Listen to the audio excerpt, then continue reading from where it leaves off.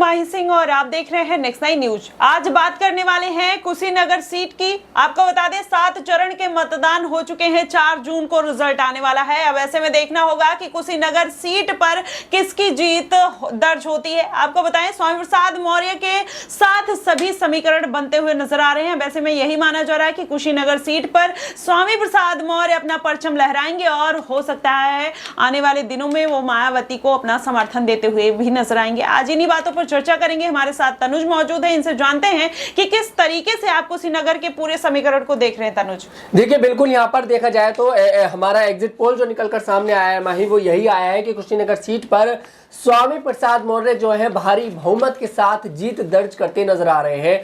दरअसल मैं आपको बता दूं, इस सीट पर देखिए बीएसपी ने भी अपना कैंडिडेट उतारा था, समाजवादी पार्टी ने भी अपना कैंडिडेट उतारा था। ऐसे में इस सीट पर त्रिकोणीय मुकाबला देखिए माना जा रहा था। हालांकि बीजेपी के जो कैंडिडेट है उनकी स्थिति यहाँ पर बहुत ज्यादा खास नहीं मानी जा रही थी। ऐसे में देखते हैं कि आखिरकार सीट से किसकी जीत दर्ज होती है। लेकिन हमारा जो एग्जिट पोल निकलकर सामने आया है, दरअसल जब हमारी टीम वहां पर पहुंची, लोगों से मुलाकात करी, बातचीत करी, तो हर किसी की जुबान पर सिर्फ और सिर्फ स्वामी प्रसाद मौर्य का नाम था।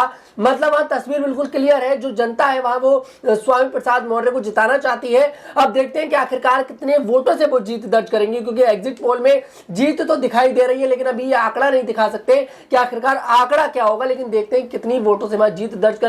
और स्वामी प्रसाद मौर्य ने एक सीट वहां पर देखिए चुनी और सीट से चुनाव लड़ा और वाकई में वो सीट उनके नाम होती दिखाई दे रही माही। जी बिल्कुल, लेकिन तनुज यहाँ पर आजाद उनको समर्थन करने के लिए पहुंचे और पल्लवी पटेल ने उनको समर्थन दिया वहां पर सीट पर जाके। आपको क्या लगता है कि कितना फैक्टर इनका हो सकता है स्वामी प्रसाद मौर्य की जीत में, क्योंकि इनका कहीं ना कहीं पीडीएम के ऊपर पल्लवी पटेल का एक जनाधार है और वहीं चंद्रशेखर आजाद की अगर बात करें तो कहीं ना कहीं युवा चेहरे के वो फेस हैं और युवाओं में खासकर उनका दबदबा देखने को मिलता है। तो आपको क्या लगता है कि कुशीनगर में इन दोनों का जादू कितना चला स्वामी प्रसाद मौर्य के साथ?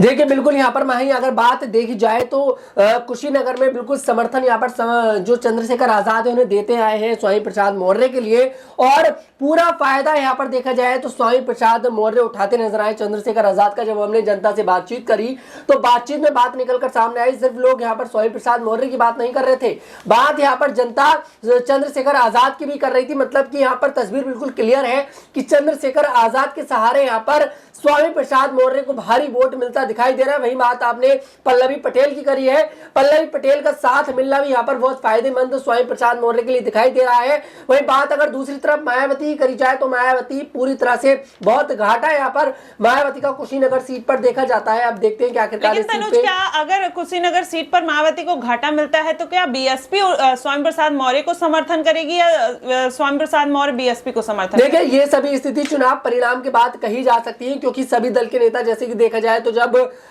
मायावती जी की पार्टी के जो कोऑर्डिनेटर थे उनके भतीजे आकाश आनंद जी, जिनसे उन्होंने पद उनका छीन लिया, उन्होंने जब वो पद पर थे तब उन्होंने वाली बात कही थी, बहुत बड़ा बयान था कि जब वो चुनाव परिणाम आ जाएगा उस दौरान हम सोचेंगे, निर्णय करेंगे कि आखिरकार हम किसको समर्थन देंगे।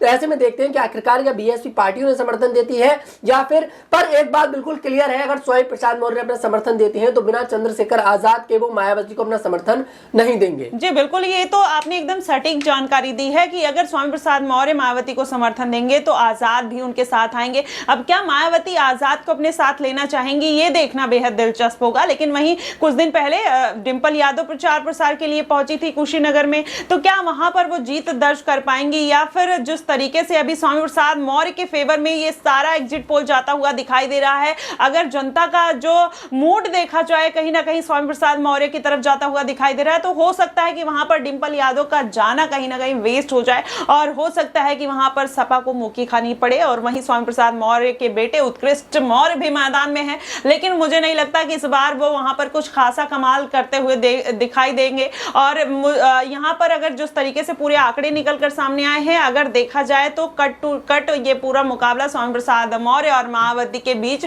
और भारतीय जनता पार्टी के बीच देखने को मिला और कहीं ना कहीं कांग्रेस पार्टी और सपा पार्टी दरकिनार होकर ये चुनाव का लुत्फ उठाती हुई नजर आएगी।